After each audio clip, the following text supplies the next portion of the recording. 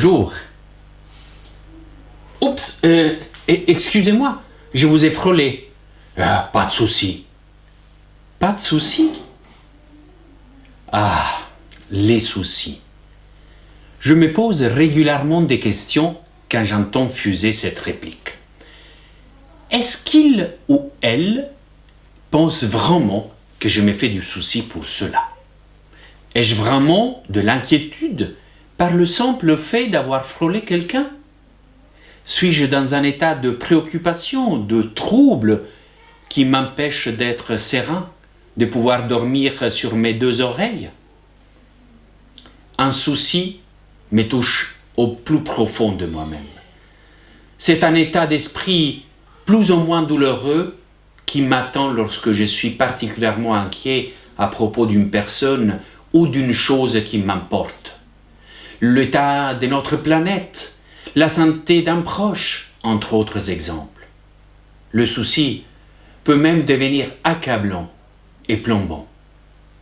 Malheureusement, il faut admettre que ce sentiment aujourd'hui nous envahit sans discrimination et se retrouve jusque dans ces petits détails.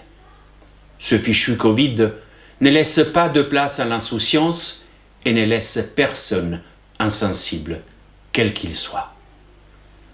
Paul, dans sa première lettre aux habitants de Corinthe, leur adresse le souhait de les voir toutes et tous libres de tout souci.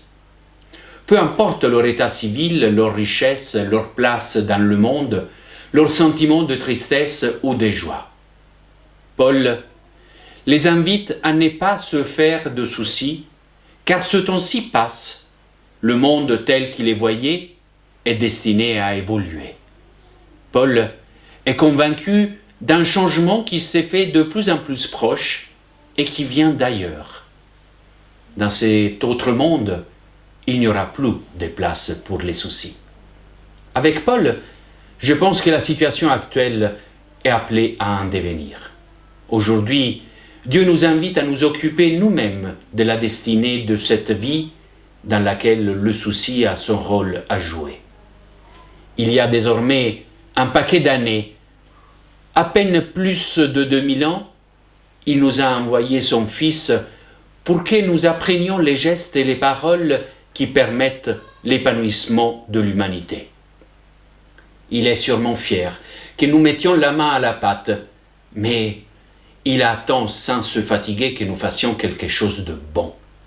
Il nous incite à croire que nos attitudes et nos choix vont d'une façon ou d'une autre, avec plus ou moins de rapidité, produire ce changement. Il nous dit par là que l'espérance est un moteur, non un but. Il y a urgence d'agir, mais bien, tout n'est pas permis, car cela a des conséquences qui ne sont pas les mêmes selon. Pour traverser cette période et envisager enfin des nouvelles perspectives pour notre planète et notre humanité, nous devons toutes et tous œuvrer avec responsabilité et intelligence en nous référant à ces enseignements qui garantissent un futur lumineux. Les soucis, les vrais, continueront à faire leur apparition par-ci, par-là, en lien avec des situations personnelles et contingentes.